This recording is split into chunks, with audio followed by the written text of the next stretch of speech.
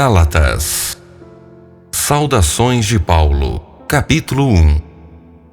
Eu, Paulo, apóstolo, nomeado não por um grupo de pessoas, nem por alguma autoridade humana, mas pelo próprio Jesus Cristo e por Deus, o Pai, que ressuscitou Jesus dos mortos.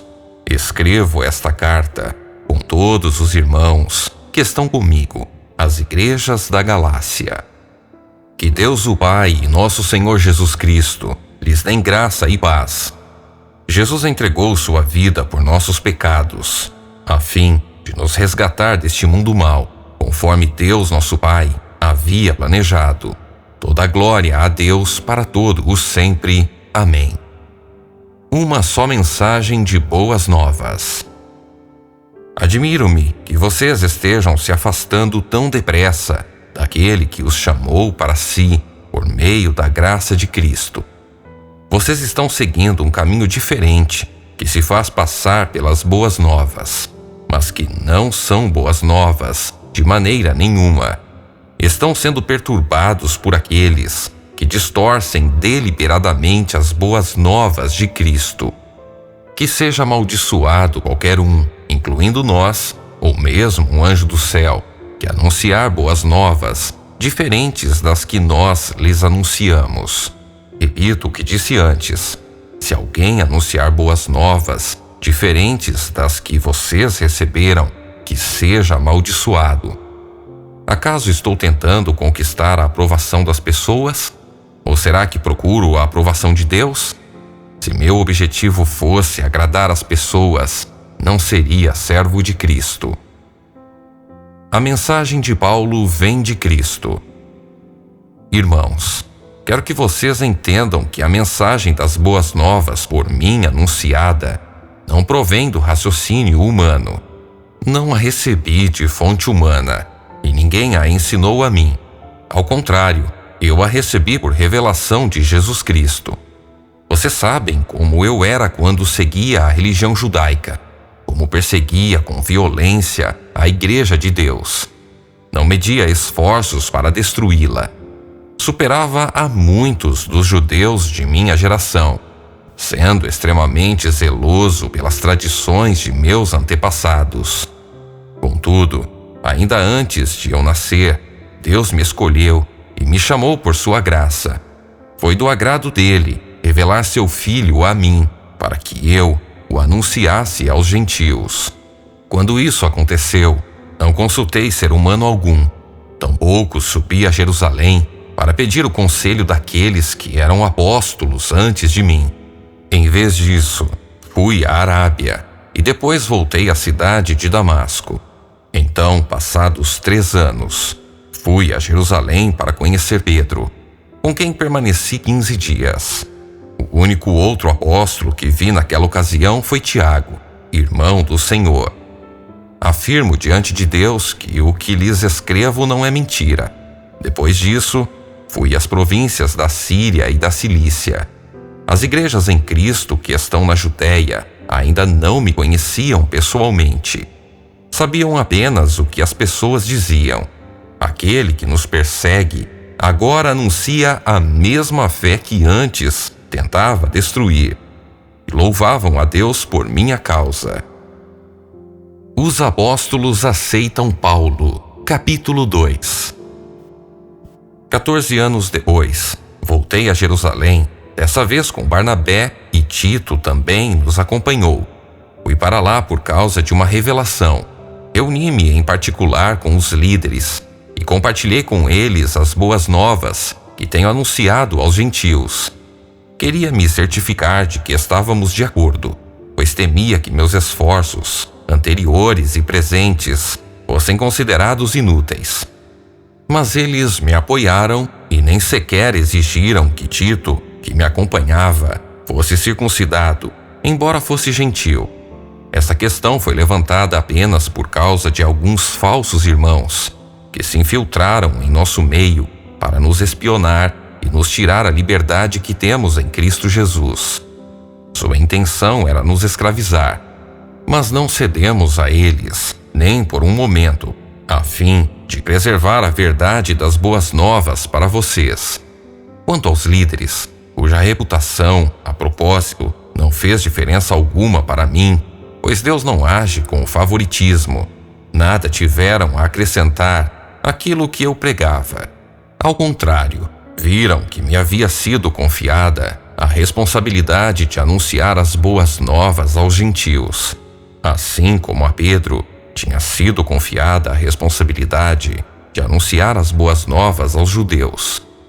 Pois o mesmo Deus que atuou por meio de Pedro como apóstolo aos judeus, também atuou por meu intermédio como apóstolo aos gentios. De fato, Tiago, Pedro e João, tidos como colunas, reconheceram a graça que me foi dada e aceitaram Barnabé e a mim como seus colaboradores.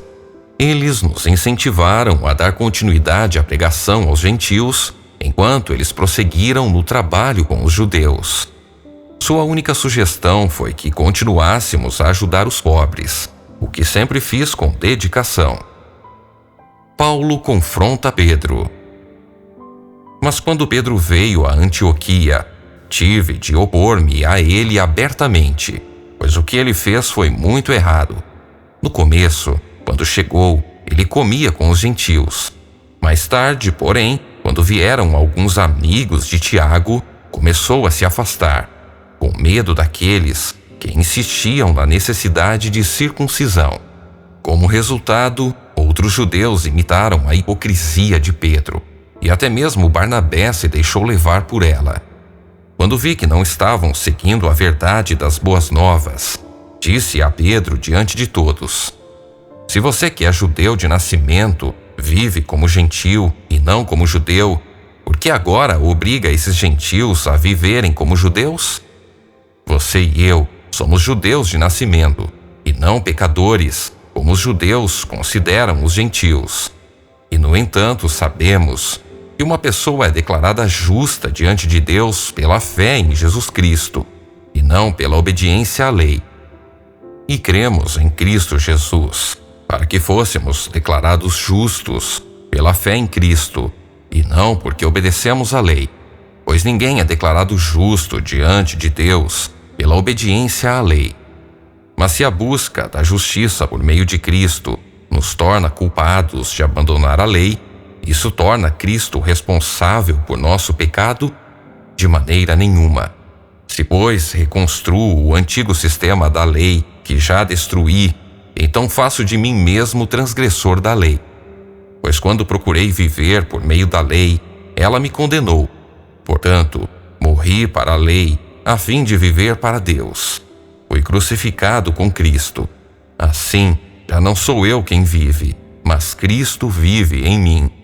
Portanto, vivo neste corpo terreno pela fé no Filho de Deus, que me amou e se entregou por mim.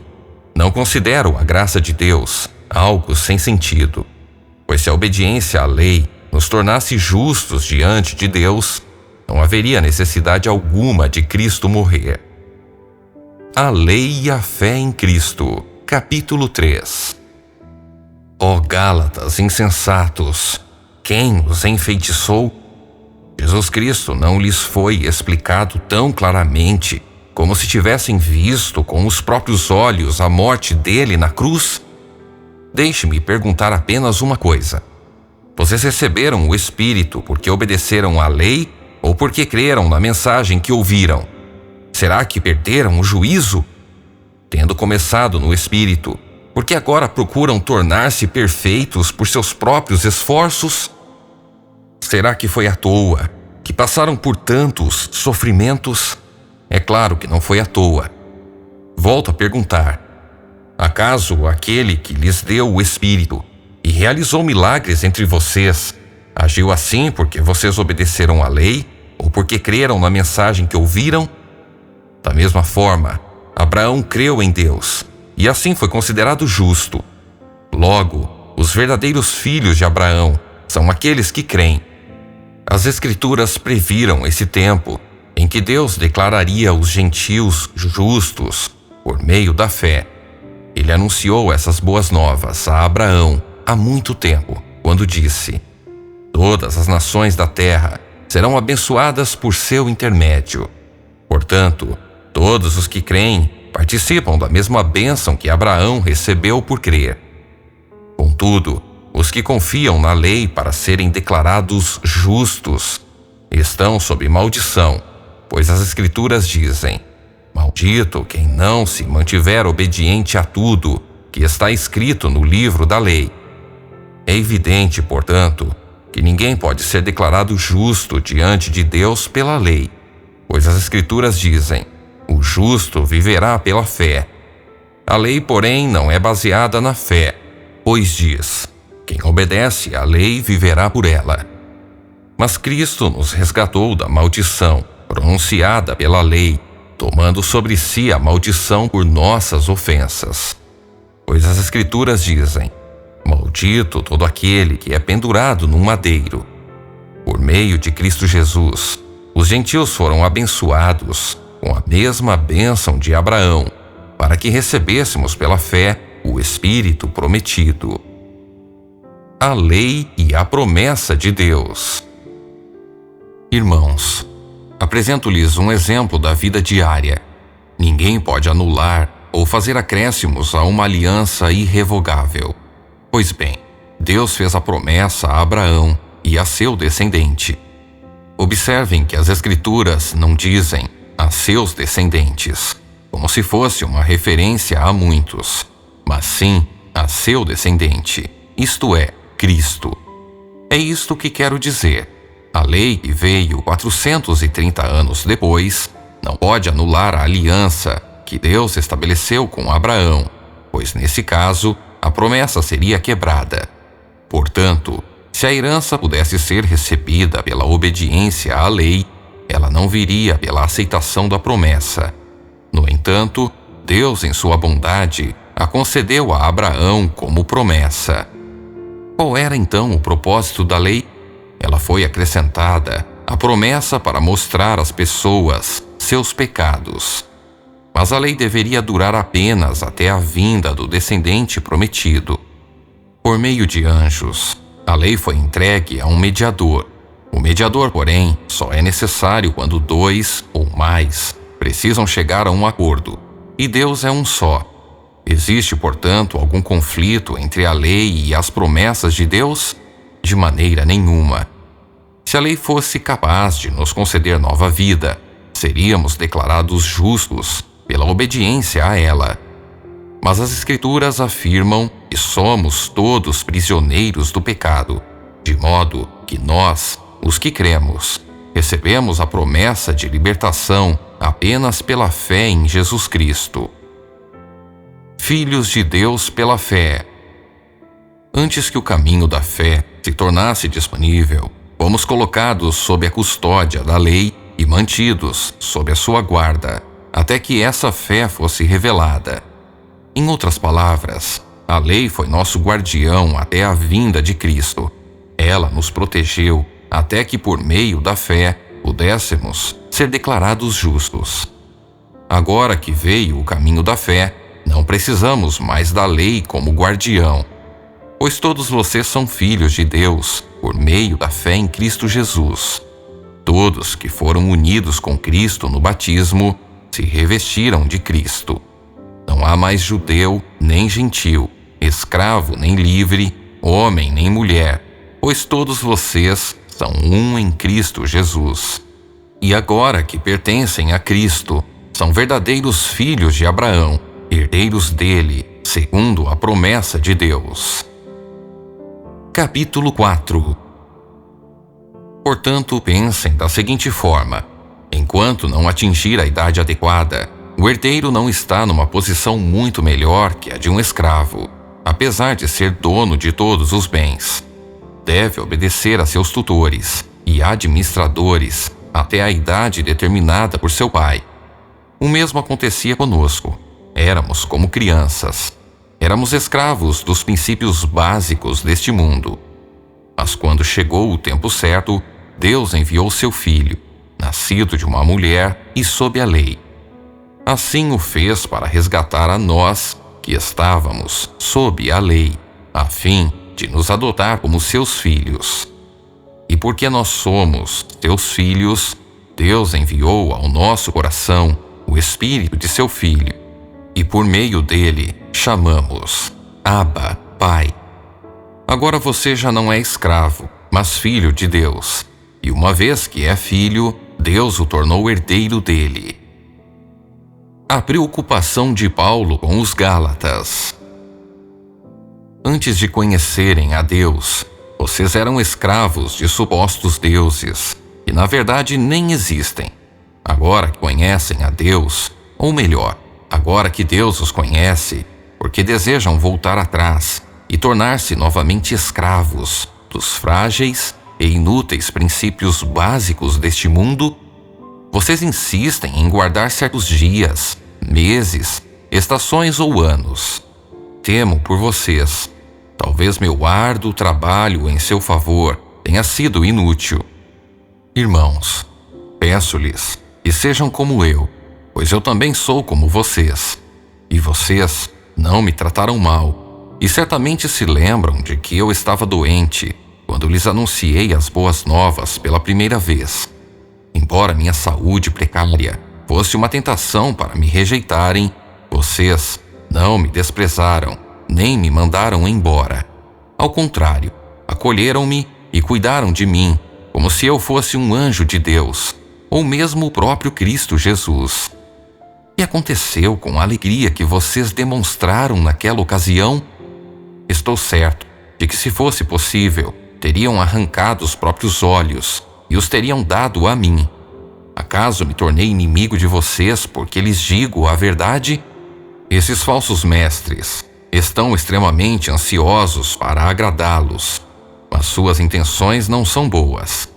Querem afastá-los de mim para que dependam deles. Se alguém deseja agradá-los, muito bem, mas que o faça sempre, e não só quando estou com vocês. Ó, meus filhos queridos, sinto como se estivesse passando outra vez pelas dores de parto por sua causa. E elas continuarão até que Cristo seja plenamente desenvolvido em vocês. Gostaria de poder estar aí com vocês para lhes falar em outro tom, mas diante como estou, não sei o que mais fazer para ajudá-los. Os 2 filhos de Abraão. Digam-me, vocês que desejam viver debaixo da lei, acaso sabem o que a lei diz de fato? De acordo com as Escrituras, Abraão teve 2 filhos, um nascido de uma escrava e outro de sua esposa que era livre. O filho da escrava nasceu segundo a vontade humana. O filho da mulher livre nasceu segundo a promessa. Essas 2 mulheres ilustram 2 alianças. A primeira, Agar, representa o Monte Sinai, onde o povo recebeu a lei e o escravizou.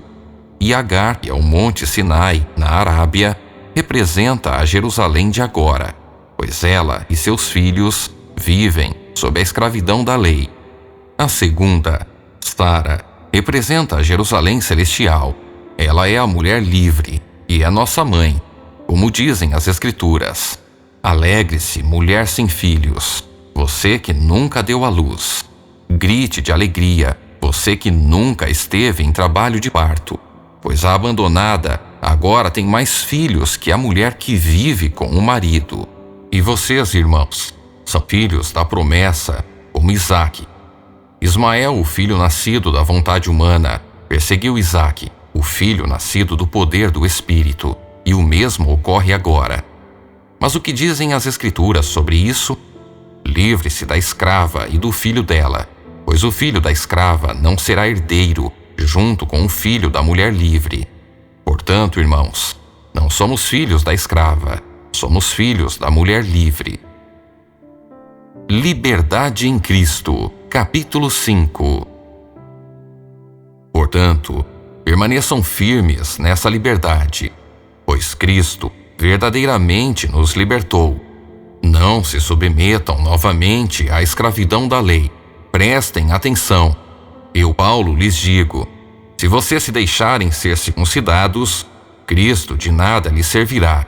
Volto a dizer, todo aquele que se deixa ser circuncidado deve obedecer a toda a lei.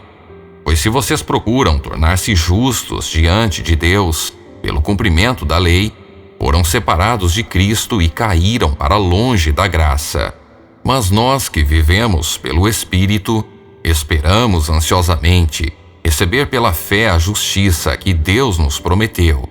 Pois em Cristo Jesus não há benefício algum em ser ou não circuncidado. O que importa é a fé que se expressa pelo amor.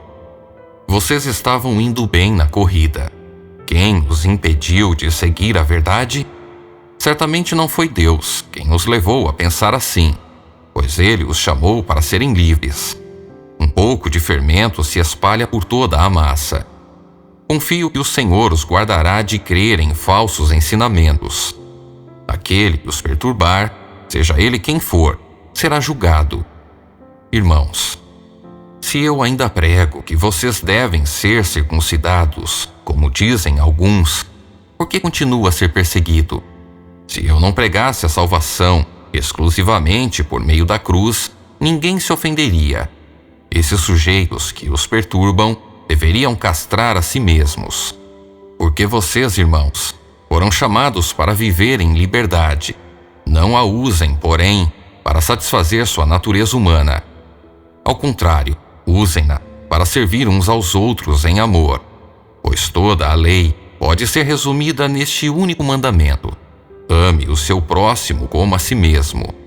Mas, se vocês estão sempre mordendo e devorando uns aos outros, tenham cuidado, pois correm o risco de se destruírem. A vida pelo Espírito. Por isso digo, deixem que o Espírito guie sua vida. Assim, não satisfarão os anseios de sua natureza humana. A natureza humana deseja fazer exatamente o oposto do que o Espírito quer, e o Espírito nos impele na direção contrária àquela desejada pela natureza humana. Essas duas forças se confrontam o tempo todo, de modo que vocês não têm liberdade de pôr em prática o que intentam fazer. Quando, porém, são guiados pelo Espírito, não estão debaixo da lei. Quando seguem os desejos da natureza humana, os resultados são extremamente claros: imoralidade sexual, impureza, sensualidade, idolatria, feitiçaria, hostilidade, discórdias, ciúmes, acessos de raiva, ambições egoístas, dissensões, divisões, inveja, bebedeiras, festanças desregradas e outros pecados semelhantes. Repito o que disse antes: quem pratica essas coisas não herdará o reino de Deus. Mas o Espírito produz este fruto: amor, alegria, paz, paciência, amabilidade, bondade, fidelidade, mansidão e domínio próprio. Não há lei contra essas coisas. Aqueles que pertencem a Cristo Jesus crucificaram as paixões e os desejos de sua natureza humana. Uma vez que vivemos pelo Espírito, sigamos a direção do Espírito em todas as áreas de nossa vida. Não nos tornemos orgulhosos, provocando e invejando uns aos outros. Colhemos aquilo que semeamos. Capítulo 6. Irmãos, se alguém for vencido por algum pecado, vocês que são guiados pelo Espírito devem com mansidão ajudá-lo a voltar ao caminho certo. E cada um cuide para não ser tentado. Ajudem a levar os fardos uns dos outros e obedeçam desse modo à lei de Cristo. Se vocês se consideram importantes demais para ajudar os outros, estão apenas enganando a si mesmos. Cada um preste muita atenção em seu trabalho, pois então terá a satisfação de havê-lo feito bem e não precisará se comparar com os outros. Porque cada um de nós é responsável pela própria conduta. Aqueles que recebem o ensino da palavra devem repartir com seus mestres todas as coisas boas. Não se deixem enganar, ninguém pode zombar de Deus. A pessoa sempre colherá aquilo que semear. Quem vive apenas para satisfazer sua natureza humana, colherá dessa natureza ruína e morte. Mas quem vive para agradar o Espírito, colherá do Espírito a vida eterna. Portanto, não nos cansemos de fazer o bem. No momento certo, teremos uma colheita de bênçãos, se não desistirmos. Por isso, sempre que tivermos oportunidade, façamos o bem a todos, especialmente aos da família da fé. Conselhos finais de Paulo. Vejam com que letras grandes lhes escrevo, de próprio punho, estas palavras finais. Aqueles que procuram obrigá-los a se circuncidarem desejam causar boa impressão para outros, a fim de não serem perseguidos por ensinar que somente a cruz de Cristo pode salvar. E nem mesmo aqueles que defendem a circuncisão cumprem toda a lei. Querem que vocês sejam circuncidados só para que eles se gloriem disso. Quanto a mim, que eu jamais me glorie em qualquer coisa, a não ser na cruz de nosso Senhor Jesus Cristo. Por causa dessa cruz, meu interesse neste mundo foi crucificado, e o interesse do mundo em mim também morreu. Não importa se fomos circuncidados ou não, o que importa é que fomos transformados em nova criação. Que a paz e a misericórdia de Deus estejam sobre todos os que vivem de acordo com este princípio e sobre o Israel de Deus. De agora em diante, que ninguém me perturbe com essas coisas, pois levo em meu corpo cicatrizes que mostram que pertenço a Jesus. Irmãos, que a graça de nosso Senhor Jesus Cristo esteja com o espírito de vocês. Amém.